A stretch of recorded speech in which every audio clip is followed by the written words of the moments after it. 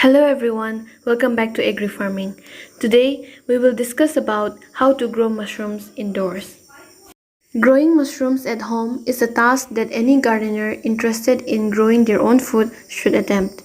Mushrooms are a healthy addition to any diet as they are low in calories and fat, high in fiber, and contain high amounts of potassium and selenium. Mushrooms are best grown indoors where the temperature and light conditions can be more readily managed. Learning how to grow mushrooms indoors is a matter of managing their growth and conditions carefully. The first step of growing mushroom indoors is to decide what type of mushrooms you want to grow. There are different types of mushrooms that are available in market, but the three types of mushrooms that are easiest to grow at home are oyster mushroom, button mushroom, and shiitake mushroom. The method of growing each mushroom is similar, but the ideal growth substrate is different.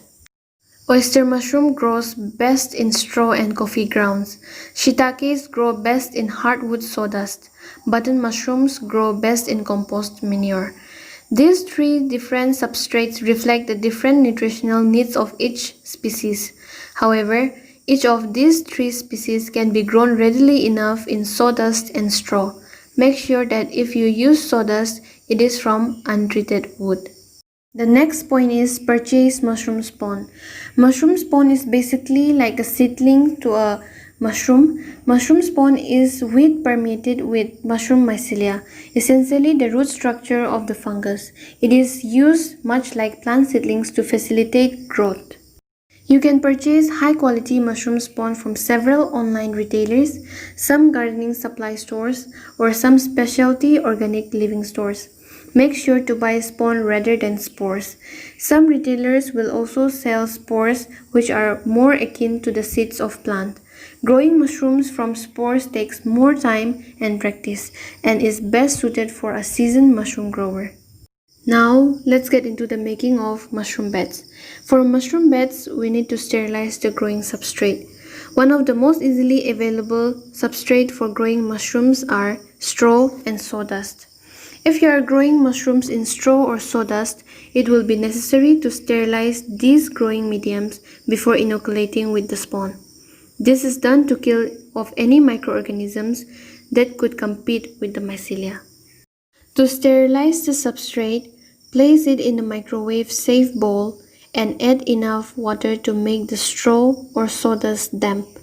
Place the bowl in the microwave and heat on high for 2 minutes or until the water has boiled off. This kills off any microorganisms, leaving the substrate safe to receive the mushroom's mycelia. You may need to work in batches in order to sterilize all the straw or sawdust. There are three ways to sterilize the substrate. They are hot water treatment, steam pasteurization, and chemical sterilization technique. One of the best and organic way to treat the substrate is hot water treatment. The soaked straw is dipped in hot water at 80 degrees Celsius for 2 hours. Hot water treatment makes hard substrate soft so that growth of mycelium takes place very easily. This method is not suitable for large-scale commercial cultivation. The next method is steam pasteurization. In this method, pre-wetted straw is pasteurized by passing steam through the straw for 2 to 3 hours. This method is used for commercial cultivation. The next is chemical sterilization technique. This technique is best for commercial cultivation. In this method, 7.5 gram of Bavistine and 125 ml formalin is dissolved in 100 liter water and slowly poured on a heap of wet straw. Soaked straw is covered in polythene sheet. About 18 hours, the straw is taken out and excess water is drained off. After the spawn and substrate is ready, here comes the filling and spawning. Spawning is basically the planting of spawn on the substrate. There are two types of spawning. One is layering and one is mixing. Mixing is very easy and you just have to mix the spawn and the substrate in certain ratio. In layering, you have to place the substrate first and layer with one base of spawn, and again you put the substrate above it. For cultivation of mushrooms indoors, you can either use plastic bags, bottles, or plate.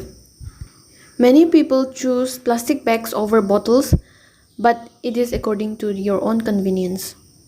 But for button mushroom, people use mainly plates as it helps to grow the button mushrooms very well.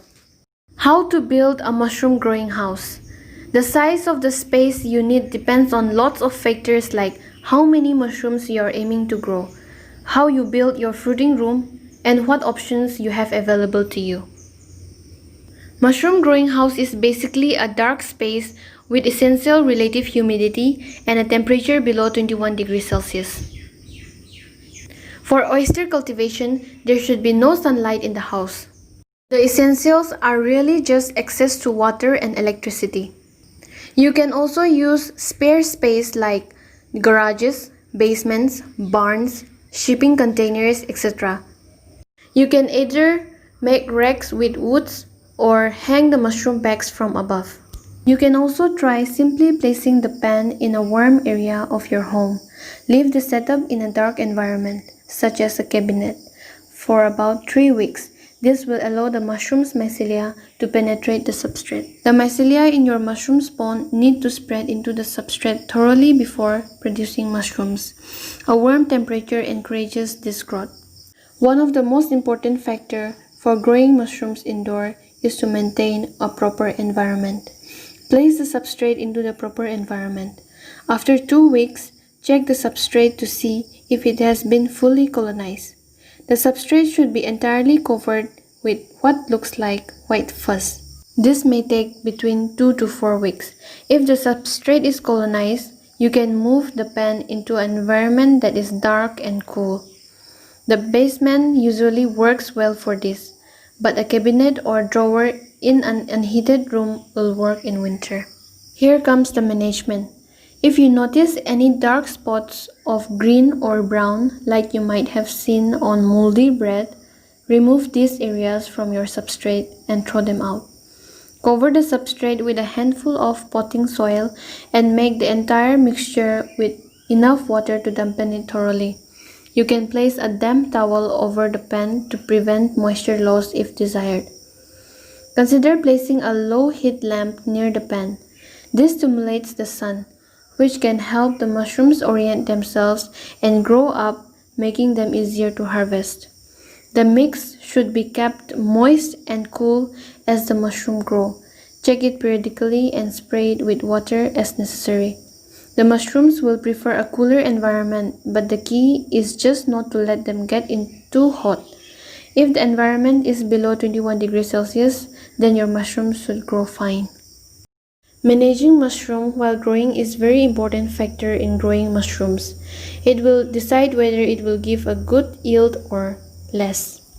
So, the important points to remember while managing the mushrooms are: there should be a good relative humidity.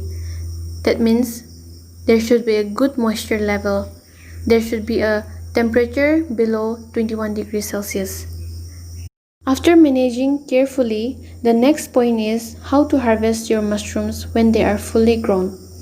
In about 3 weeks, you should see small mushrooms appearing. Continue to keep their environment moist, cool, and dark to encourage their growth. When the mushroom caps separate fully from their stems, they are ready to harvest. You can pluck the mushrooms out with your fingers, but they risk damaging the newly developing fungi beneath the surface. Instead, use a sharp knife to cut the mushrooms at the base of the stem. It is best to rinse the mushroom before cooking or eating. You can store harvested mushrooms in a paper bag in a refrigerator for up to a week. Some of the common pests and diseases of mushrooms are: in insect pests, few insect pests attack the mushrooms. Small larvae of flies, beetles, springtails are very commonly noticed, in addition to mites and nematodes.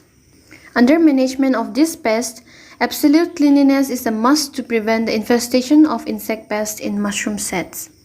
Some of the common diseases of mushrooms are biotic factors, that is fungi, bacteria, and viruses. In abiotic factors, air, temperature, nutrition, and other environmental factors. One of the most common diseases that can be seen by our naked eyes is mould. There are three types of mold: olive green mold, green molds, and black molds. The causes of these molds are from human handling, lack of ventilation, and improper sterilization of straw and bed preparation. This is also caused by more water content in beds. Management of these diseases are sanitation and hygiene are the most important. Avoid using damaged and old straw for bed preparation.